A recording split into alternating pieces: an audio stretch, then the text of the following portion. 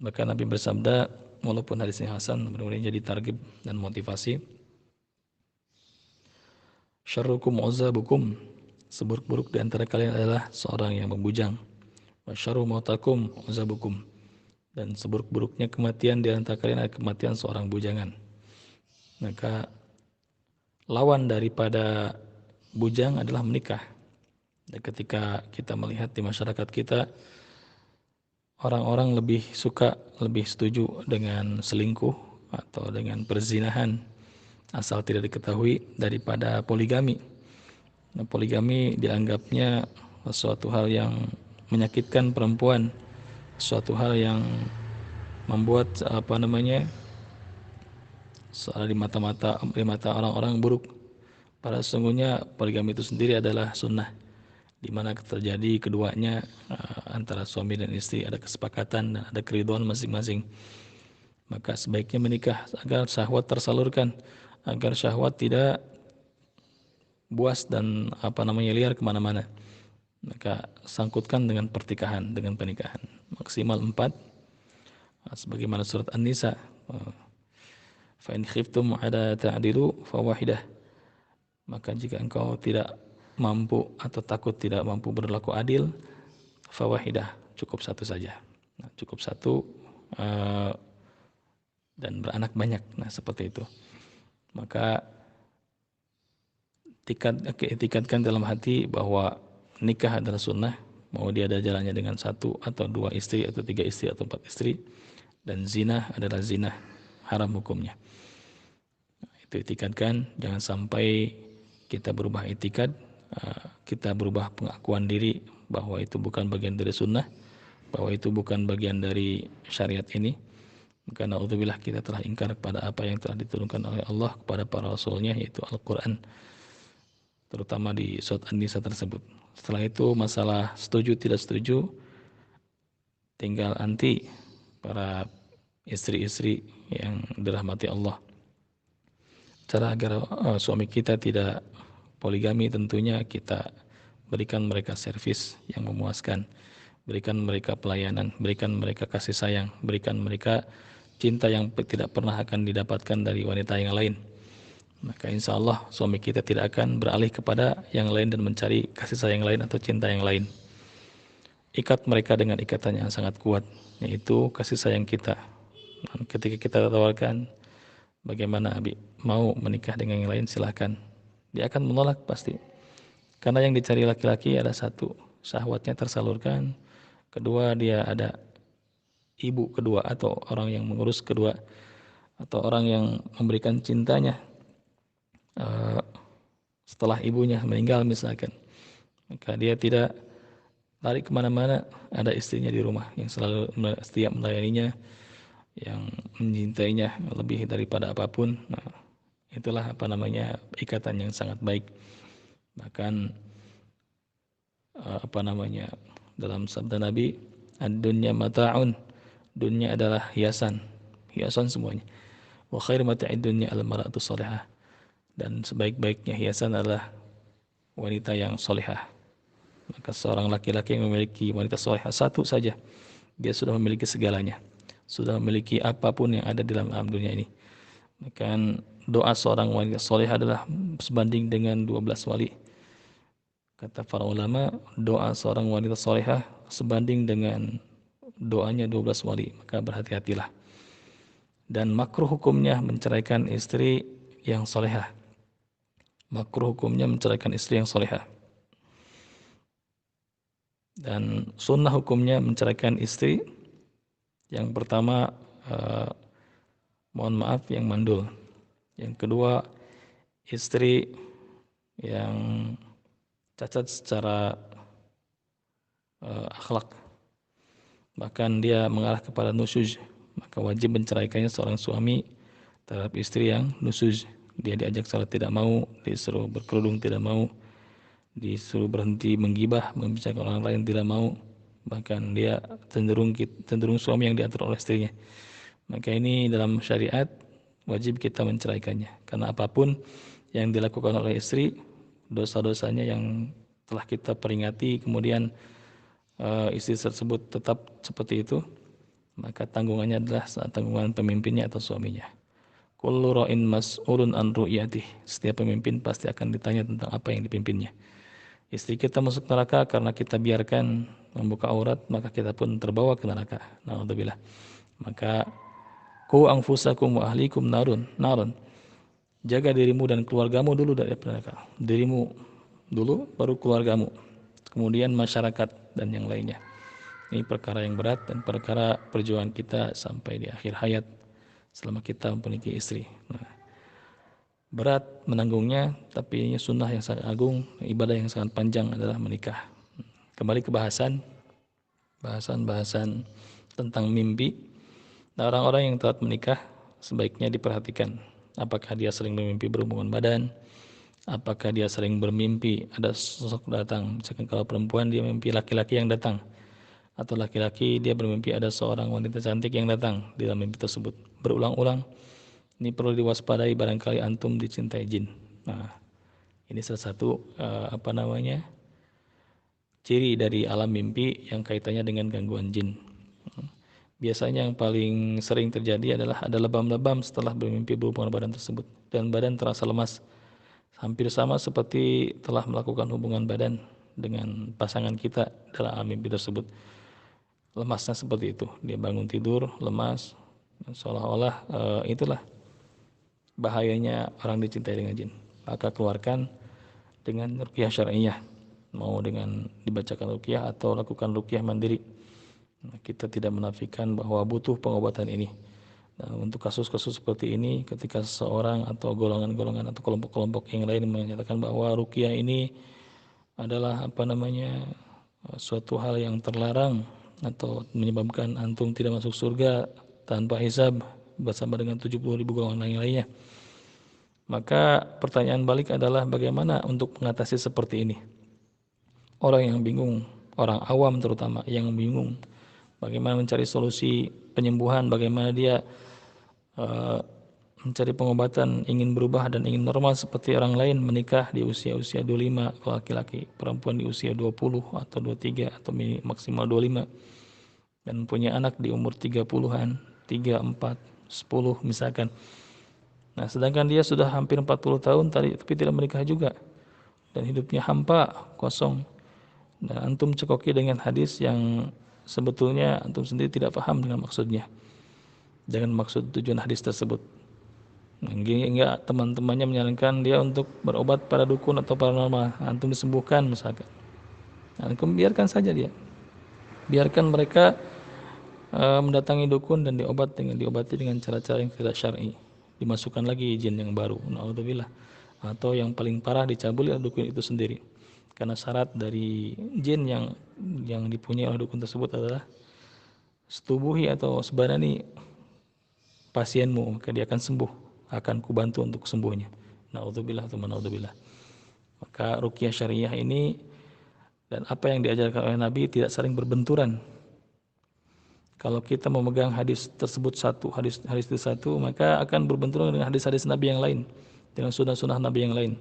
Bukankah Rasulullah SAW turun ke dunia ini untuk menyempurnakan semua yang ada, menyempurnakan ajaran Taurat, menyempurnakan ajaran Injil, bahkan menyempurnakan akhlak. Liutamima makarimal akhlak. Innama bu'itsu liutamima makarimal akhlak. Sungguhnya aku diutus untuk menyempurnakan akhlak. Disempurnakan semuanya oleh baginda Nabi SAW, sehingga terhapus ajaran Injil, terhapus ajaran Taurat, terhapus ajaran Zabur, dan terhapus ajaran-ajaran yang lainnya, ajaran yang telah dibawakan oleh nabi-nabi dulu. Bahkan bukan terhapus, disempurnakan. Wattabi' millati Ibrahim hanifan muslima wa ma kana minal musyrikin. Bahkan Allah menjelaskan ikuti tauhidnya Nabi Ibrahim yang lurus, disempurnakan. Maka kita harus melakukan kajian komprehensif, perbandingan antara hadis yang satu dengan yang lain, bukan memilah-milih mana yang enak mana yang tidak enak, tapi satukan, karena yang menyampaikan hadis cuma satu orang, itu baginda Nabi SAW. Hanya permasalahannya para perawi, apakah hadis ini sahih atau dhaif atau mungkin mursal atau munqati atau mungkin yang lainnya, hasan li ghairi, hasan li dzati, kita tidak tahu. Maka ambil yang paling lurus, yang paling sahih, Dan apa yang diajarkan oleh Nabi tidak saling berbenturan. Masa iya Nabi mengajarkan tidak boleh kamu diruqyah, sementara di hadis yang lain ruqyah anak tersebut, ruqyah dirimu. Maka Nabi sendiri meruqyah seorang yang gila. Nabi sendiri dipinta oleh seorang wanita parubaya yang terkena penyakit, ya Rasulullah sembuhkanlah aku. Dia meminta diruqyah, minta didoakan, minta dimatakan, dibacakan beberapa lafaz agar sembuh. Nabi menawarkan, kamu mau bersabar bagianmu surga atau mau sembuh? Kan kudakan kau sembuh. Maka wanita tersebut kata, saya ingin surga. Nah, saya akan bersabar. Tapi ya Rasulullah, doakanlah agar ketika penyakitku ini kambuh, auratku tidak terbuka. Ini hadis sahih insyaallah. Maka bijaklah dalam menilai hadis. Nah, bukan menyalahkan ustadz, tapi kita harus lebih peka, kita harus lebih bijaksana karena Allah mewariskan akal kepada kita, insyaallah. Nah, ini beberapa ta'wil mimpi yang sering kita dapati di lapangan. Insyaallah mudah-mudahan jadi bahan kita untuk diagnosa lebih lanjut dan akuratnya diagnosa kita insyaallah. Sekali lagi ini bukan dari ta'wil mimpi Ibnu Sirin atau yang para ulama yang lainnya, tapi ini pengalaman kita di lapangan yang sifatnya tajribiyah. Seperti misalkan sering bermimpi tentang kera, pasien kita atau kita sering bermimpi tentang kera atau binatang-binatang buas lainnya. Ini mimpi ini menunjukkan setan jenis marid yang sangat durhaka. Jenis marid artinya setan pembawa penyakit. Mimpi kera berhubungan erat dengan penyakit yang dia derita. Nanti tinggal kita tanyakan atau gali lagi apa sumbernya. Sama dengan mimpi melihat unta. Unta, kera, bila keranya atau untanya satu, maka setannya satu. Bila misalkan dua, atau misalkan melihat kera 5, maka setan yang ada dalam tubuhnya ada 5.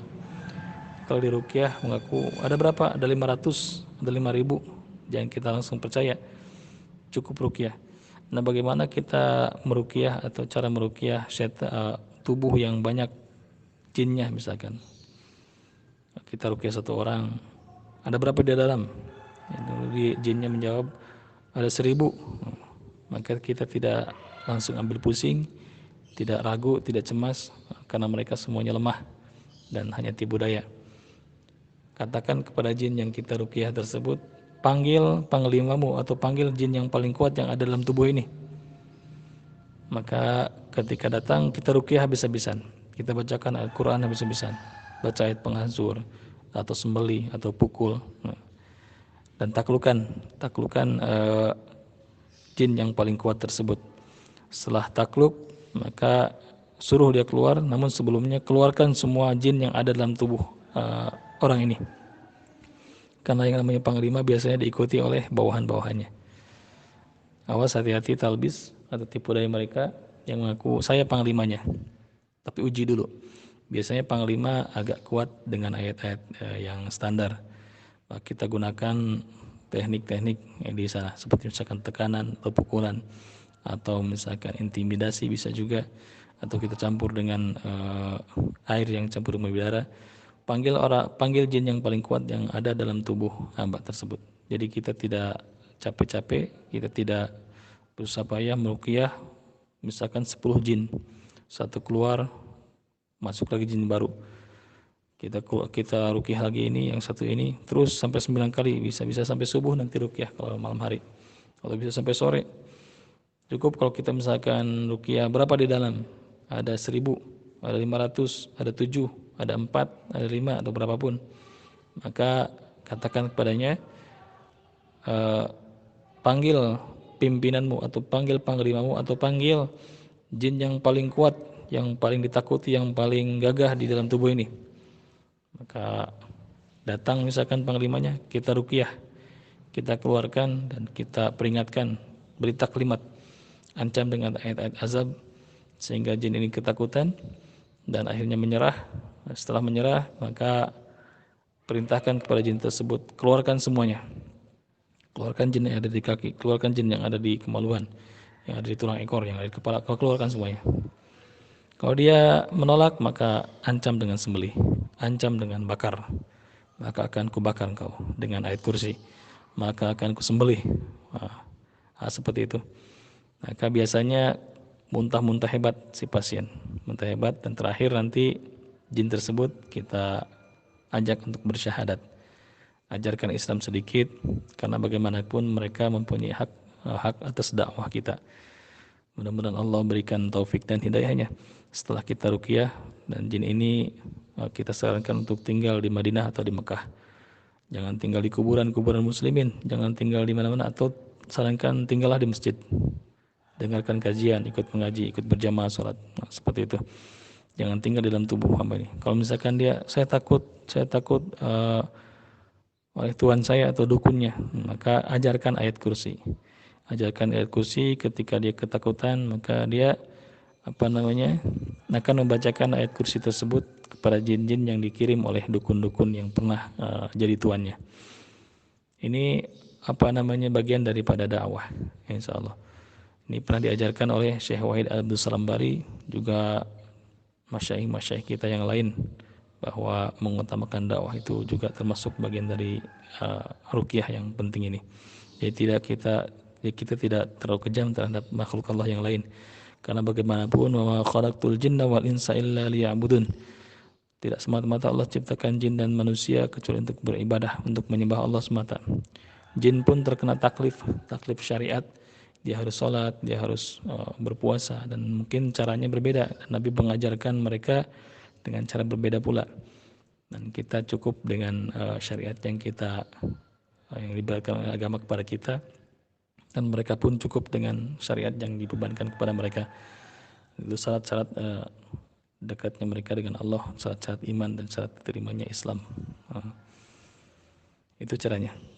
Jadi kita kenali dengan mimpi-mimpi, jumlah-jumlahnya. Atau sering bermimpi tentang ular hitam. Ini menggambarkan setan yang setan bertugas jin sihir. Sihirnya jin jenis sihir yang sebutnya yang dikirim oleh dukun-dukun yang kafir, dukun-dukun yang memang tidak ada sangkutan syariat, atau dia memang benar-benar ingkar dukunnya. Misalnya ularnya pun ular hitam. Ini lebih mudah daripada ular putih, ular-ular yang putih yang dalam mimpi tersebut. Cara menanggulanginya, karena bagaimanapun kebatilan pasti akan terhapus dengan hak. Ketika seseorang bermimpi ular hitam atau pasien kita bermimpi ular hitam, maka ajak mereka untuk hijrah totalitas, ajak mereka untuk berubah. Barangkali mau dari level manapun, orang kaya, orang biasa, atau orang yang serba kekurangan, atau mungkin dia seorang pejabat atau dia seorang rakyat biasa, totalitas hijrah. Ajarkan mereka sholat, ajarkan mereka mendekati Allah, sehingga semuanya terbatalkan sihir-sihir yang ada dalam tubuhnya. Mimpi ular hitam. Nah, bila dia bermimpi ularnya ini menggigit atau melilit kaki, ini bisa kita tafsirkan bahwa setan sudah masuk ke dalam tubuh orang yang disihir tadi. Bila dalam mimpi ularnya mengawasi dari jauh, atau misalkan hanya mengelilingi rumah atau tidak mendekat, ini menandakan setan sedang mencari kesempatan. Harus waspada untuk masuk ke tubuh target dari sihirnya. Bila kita atau misalkan pasien kita bermimpi ularnya ini besar sekali, pakai mahkota bahkan.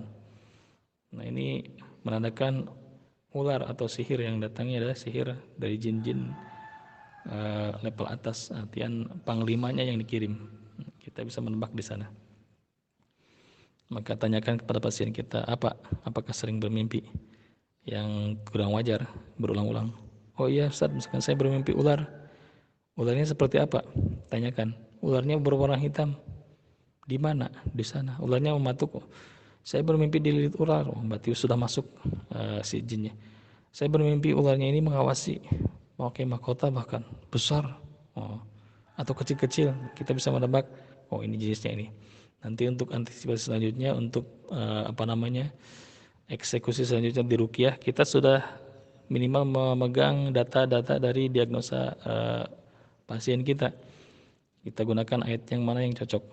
Mau di ayat peringatan cukup, atau misalkan dengan Fatihah saja cukup.